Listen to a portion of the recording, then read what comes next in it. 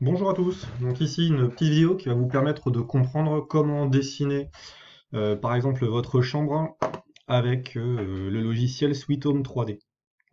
Donc ce logiciel-là, vous avez ici logiquement une vue 3D de votre logement, mais pour l'instant il n'y a rien parce qu'il n'est pas encore créé.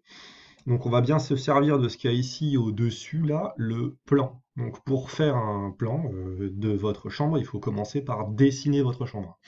Pour dessiner votre chambre, ici, il faut créer la pièce. Donc, on crée la pièce, on se met à l'origine. Après, si vous n'y êtes pas exactement, c'est pas grave. Mais vous cliquez bien sur 0 et 0. Et vous devez logiquement avoir mesuré votre pièce et connaître ses dimensions. Donc, admettons que votre chambre, moi je sais pas, elle fait, allez, ici 6 mètres, hein, donc 600 centimètres sur, bon, on va faire 4 mètres. D'accord, hop, bim.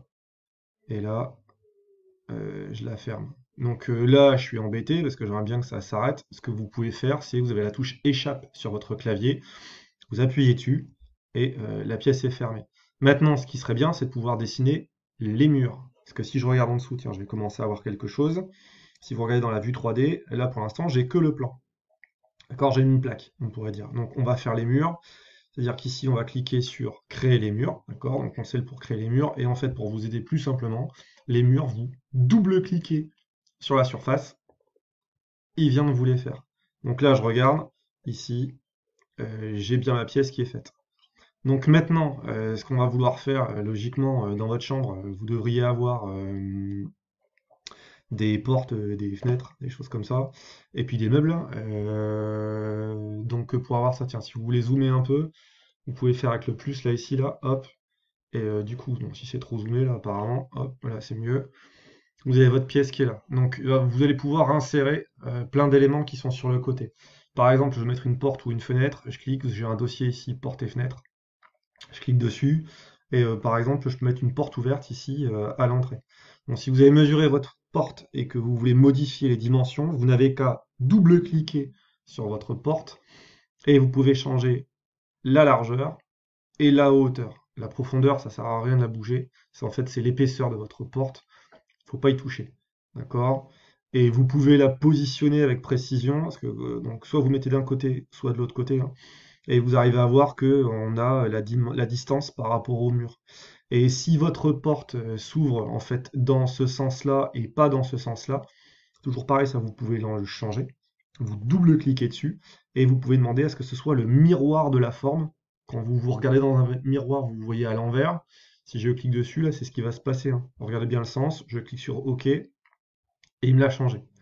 Donc si je veux maintenant insérer, logiquement dans votre chambre, vous devez avoir un lit. Donc on clique ici et votre lit, donc par exemple si c'est un lit une personne, c'est du 90 par 180.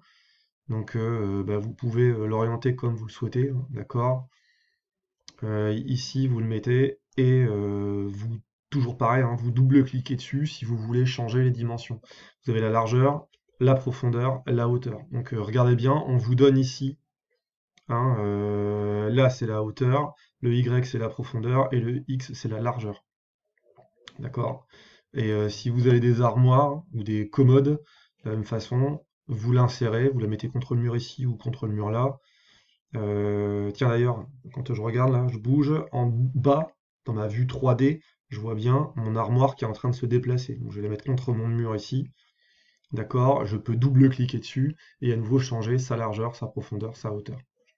Ainsi, vous pourrez tout mettre. Si vous voulez rajouter des fenêtres, vous allez dans porte et fenêtres. Et vous pouvez faire des portes, hein, double porte-fenêtre. Donc ça sera une grande porte. Mais si vous voulez mettre une fenêtre simple comme celle-là, vous pouvez l'insérer, par exemple, moi je suis pas par ici là. Vous pouvez toujours modifier la largeur, la hauteur. Et une chose qui peut être intéressante, c'est modifier l'élévation. C'est la distance qu'il y a entre le sol et le bas de votre fenêtre. En fait, à quelle hauteur est votre fenêtre. D'accord? Donc par rapport au sol. Donc voilà. Et si je regarde un peu ce que j'ai fait, bon, ma chambre, il n'y a pas grand-chose là, mais on voit bien la fenêtre à travers laquelle je peux voir ce qu'il y a à l'intérieur là ici. et j'ai la chambre. Donc là, j'ai pas grand-chose, mais c'est un exemple pour vous aider. Bon courage à tous.